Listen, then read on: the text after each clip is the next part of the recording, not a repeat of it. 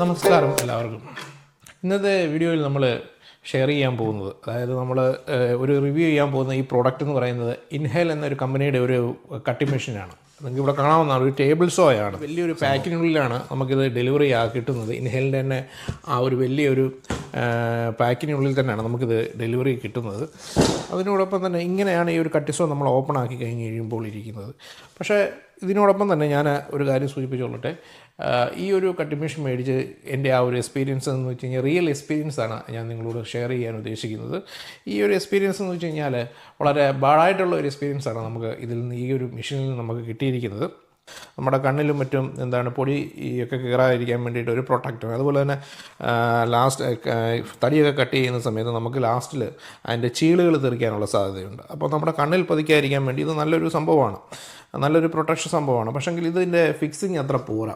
അതായത് ഇത്രയൊരു ഗ്യാപ്പ് മാത്രമേ ഇവർ ഇവിടെ കൊടുത്തിട്ടുള്ളൂ. ഇവിടെ ഫിക്സ് ചെയ്യാനൊക്കെ ഉണ്ട്.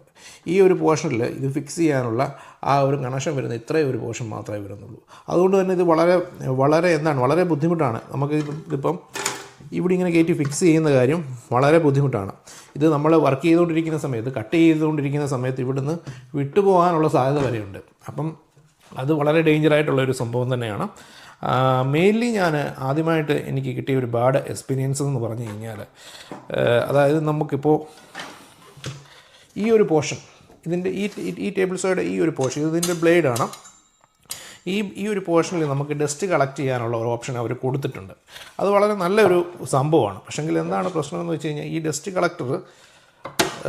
ഡസ്റ്റ് കളക്ടർ ഇങ്ങനെയാണ് വരുന്നത്. ഈ ഒരു ഹോളിലേക്ക് കയറ്റി നമ്മളിങ്ങനെ പ്ലേസ് ചെയ്ത്, ഇതിൻ്റെ ഒരു കവറാണ്, ഡസ്റ്റ് കളക്ടറിൻ്റെ ഒരു കവറാണ്. ഇത് പ്ലാസ്റ്റിക്കാണ് സംഭവം. ഓവറോൾ ഇതിൻ്റെ ആ ഒരു ഓവറോൾ ഈ പ്രോഡക്റ്റ് എന്ന് പറയുന്നത് മെറ്റലും പ്ലാസ്റ്റിക്കും കൂടെ മിക്സ് ചെയ്ത ഒരു പ്രോഡക്റ്റാണ് ഈ സംഭവം എന്ന് പറയുന്നത്. അപ്പോൾ ഈ ഡസ്റ്റ് കളക്ടർ ഇങ്ങനെയാണ് ഇരിക്കുന്നത്. പക്ഷേ എനിക്ക് കിട്ടിയ സമയത്ത് ഈ സംഭവം എന്ന് വെച്ച് കഴിഞ്ഞാൽ ഇതിങ്ങനെ ഇളകി കിടക്കുകയായിരുന്നു. അതായത് ഇവിടെ 2 സ്ക്രൂ ഉണ്ട്. അത് ഓൾറെഡി ഈ ഒരു പോർഷൻ ഡാമേജ്ഡ് ആയിട്ടാണ്. ഓൾറെഡി ഈ ഒരു പോർഷൻ എനിക്ക് ഡാമേജ്ഡ് ആയിട്ടാണ് കിട്ടിയത്. അപ്പം അതതിൻ്റെ ഒരു ഫസ്റ്റ് ഫോൾട്ടായിട്ട് എനിക്ക് തോന്നുന്നു. അതുപോലെ തന്നെ ഈ ഒരു ബ്ലേഡ് നമ്മൾ ശ്രദ്ധിച്ചു കഴിഞ്ഞ് കഴിഞ്ഞാൽ, നമ്മളെപ്പോഴും ഇതുപോലുള്ള ടേബിൾസോ എടുക്കുന്ന സമയത്ത് ശ്രദ്ധിക്കേണ്ട വലിയൊരു കാര്യമെന്ന് വെച്ച് കഴിഞ്ഞാൽ, ഞാൻ ആദ്യ സമയങ്ങളിൽ അത് ശ്രദ്ധിച്ചില്ല. പക്ഷേ അത് കുറച്ച് കട്ട് ചെയ്തപ്പോൾ മാത്രമാണ് ഞാൻ ശ്രദ്ധിച്ചത്. ഇതൊരിക്കലും അലൈൻഡ് അല്ല. ഞാനിത് അലൈൻഡ് ആക്കാൻ വേണ്ടി വളരെയധികം ശ്രമിച്ചു. ഈ ബോഡിയൊക്കെ ഞാൻ കുറേ അലൈൻ ചെയ്യാൻ വേണ്ടി വളരെയധികം ശ്രമിച്ചു. പക്ഷേങ്കിൽ ഒരു തരത്തിലും ഇതിൻ്റെ അലൈൻമെൻറ്റ് ശരിയാവുന്നില്ല. ഉദാഹരണത്തിന് നമുക്ക് ഇവിടെ നിന്നുള്ള ഒരു ഡിസ്റ്റൻസ് നമ്മൾ എടുത്ത് നോക്കിക്കഴിഞ്ഞ് കഴിഞ്ഞാൽ, ഇവിടെ നമുക്കിൻ്റെ മെഷർമെൻറ്റും കാര്യങ്ങളും എല്ലാം കൊടുത്തിട്ടുണ്ട്. അതായത് നമ്മുടെ ഒരു ചെറിയൊരു സ്കെയിൽ കൊടുത്തിട്ടുണ്ട് 2 സൈഡിലും. ആ സ്കെയിൽ ഉപയോഗിച്ച് നമുക്ക് ഈ ഒരു ഫെൻസ് നമുക്കിങ്ങനെ പ്ലേസ് ചെയ്യാവുന്നതാണ്.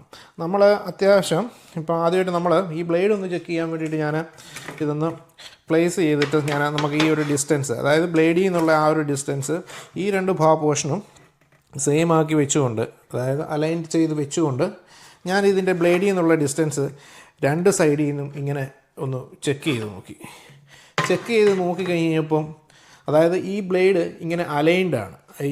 ഈ ബ്ലേഡ് ഇങ്ങനെ ചരിഞ്ഞാണ് നിൽക്കുന്നത്. അപ്പം അത് നമുക്ക് കട്ട് ചെയ്യുന്ന സമയത്ത് നമ്മുടെ തടിയുടെ അതായത് നമുക്ക് സ്ട്രെയിറ്റ് കട്ടിങ് വരേണ്ട സമയത്ത് ഇത് ചരിഞ്ഞാണ് പോകുന്നത്. അപ്പം ഞാൻ ഈ ഒരു ബ്ലേഡ് അഴിച്ചതിന് ശേഷം ഒരുപാട് അലൈൻ ചെയ്യാൻ ശ്രമിച്ചു. അതുപോലെ തന്നെ ഈ ബോഡിയുമായിട്ട് അലൈൻ ചെയ്യാൻ ഒരുപാട് ശ്രമിച്ചു. പക്ഷേങ്കിൽ അത് സാധിച്ചില്ല. കാരണം ഇവിടെ ഇവർ ഈ ബോഡിയുമായിട്ടുള്ളൊരു പ്ലേ കൊടുത്തിട്ടുണ്ട്. ആ പ്ലേ വളരെ കുറച്ചേ ഉള്ളൂ. അത് ഒരു കാരണവശാലും ഇതുമായിട്ട് അലൈൻ ആകുന്നില്ല. അപ്പോൾ അതിൻ്റെ ഒരു മെയിൻ ഫോൾട്ട് എന്ന് വെച്ചാൽ ഏറ്റവും വലിയൊരു ഫോൾട്ടാണ്. കാരണം നമ്മുടെ പ്രിസിഷൻ, അതായത് ചെറിയ കട്ടിങ് ഒക്കെ വരുന്ന സമയത്ത് വളരെയധികം എഫക്റ്റ് ചെയ്യുന്ന ഒരു സംഭവമാണ്. നമ്മളൊരു ആക്യുറസി ഇല്ലാതാണ് കട്ടിങ് പോകുന്നത്.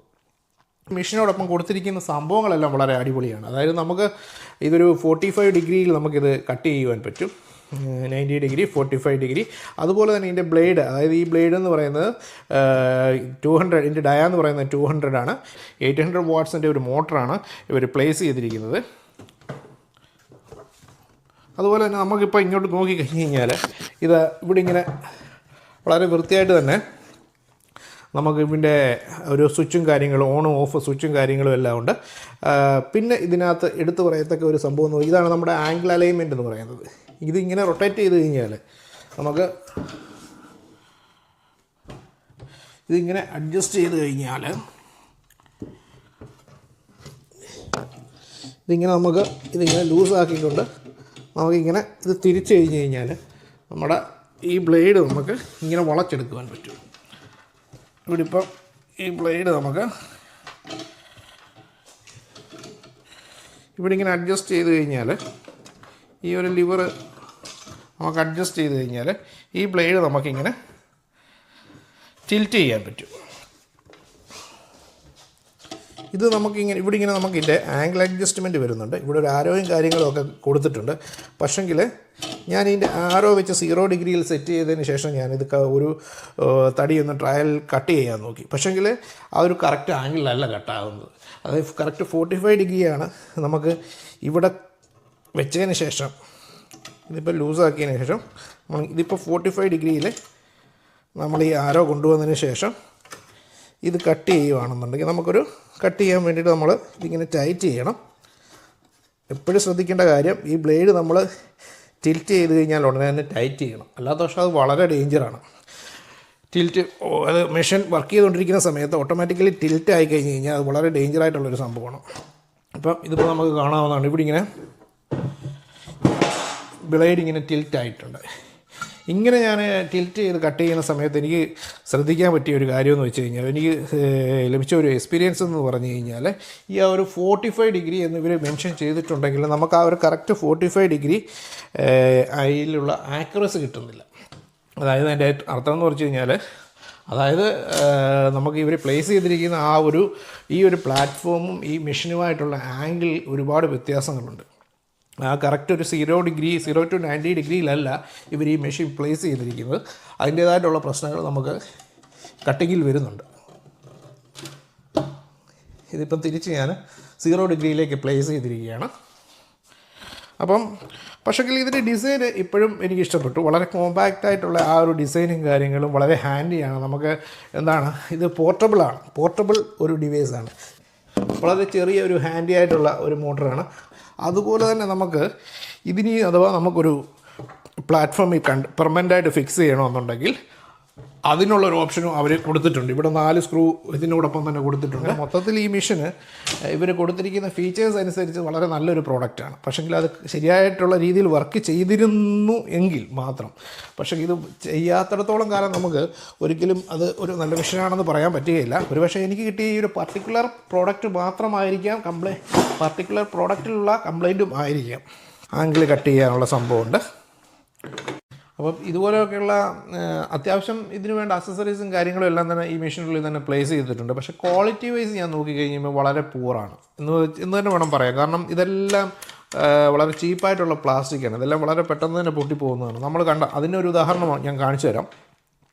അതായത് ഈ ഒരു ഫെൻസ് നമുക്ക് ഏറ്റവും ഇമ്പോർട്ടൻ്റ് ആയിട്ട് വേണ്ട ഒരു സംഭവമാണ്. അതായത് ചെറിയ ചെറിയ പട്ടിക പീസുകളൊക്കെ കട്ട് ചെയ്യാൻ നമുക്ക് ഇങ്ങനെ പ്ലേസ് ചെയ്തതിന് ശേഷം നമ്മൾ മെഷർമെൻറ്റ് എടുത്ത് വെച്ചതിന് ശേഷം വളരെ ഈസി ആയിട്ട് നമുക്ക് കട്ട് ചെയ്യാവുന്നതാണ് ഈ ഒരു ഫെൻസ് ഉണ്ടെങ്കിൽ. അപ്പം ഈ ഒരു ഫെൻസിൻ്റെ ക്വാളിറ്റി ഇത് ഓക്കെയാണ്. ഈ ഒരു മെറ്റൽ പാർട്ട് ഓക്കെയാണ്. പക്ഷെങ്കിൽ ഇത് നിങ്ങളിവിടെ ശ്രദ്ധിച്ചു കഴിഞ്ഞാൽ മനസ്സിലാവും, ഇതിങ്ങനെ പൊട്ടിയിരിക്കുന്നു. അതായത് ഇത് വന്നപ്പോൾ പൊട്ടിയതല്ല, ഞാനിത് ടൈറ്റ് ചെയ്യാൻ നേരത്ത്, അതായത് ഇവിടെ ഇങ്ങനെ വെച്ചുകൊണ്ടിട്ട് ഞാനിത് വർക്ക് ചെയ്യുന്ന സമയത്ത് ഞാൻ ടൈറ്റ് ചെയ്യാൻ ശ്രമിച്ചു. അതായത് ഇങ്ങനെ റൊട്ടേറ്റ് ചെയ്തിട്ടാണ് ഇതിങ്ങനെ ടൈറ്റ് ചെയ്യുന്നത്. നമുക്ക് ആവശ്യത്തിനുള്ള ആ ഒരു ടൈറ്റ്നെസ് ചെയ്തതിന് ശേഷം ഇതിങ്ങനെ റൊട്ടേറ്റ് ചെയ്യാവുന്നതാണ്. അപ്പോൾ റൊട്ടേറ്റ് ചെയ്ത് കഴിഞ്ഞാൽ അത് കൂടുതൽ ടൈറ്റ് ആകും. അപ്പോൾ തടി കൂടുതൽ അങ്ങോട്ട് തള്ളിപ്പോകത്തില്ല. അപ്പോൾ അങ്ങനെ ഒരു ഫംഗ്ഷനാണ് ഇതിൻ്റെ സംഭവം.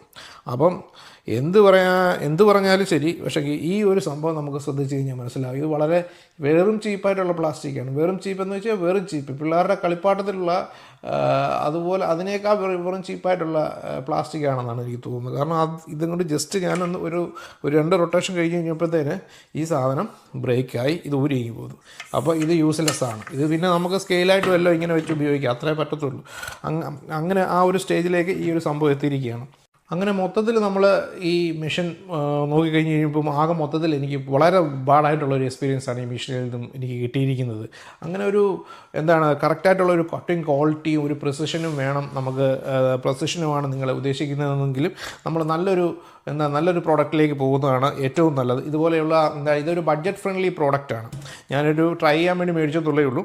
അപ്പോൾ ഇതൊരു ബഡ്ജറ്റ് ഫ്രണ്ട്ലി പ്രോഡക്റ്റാണ്.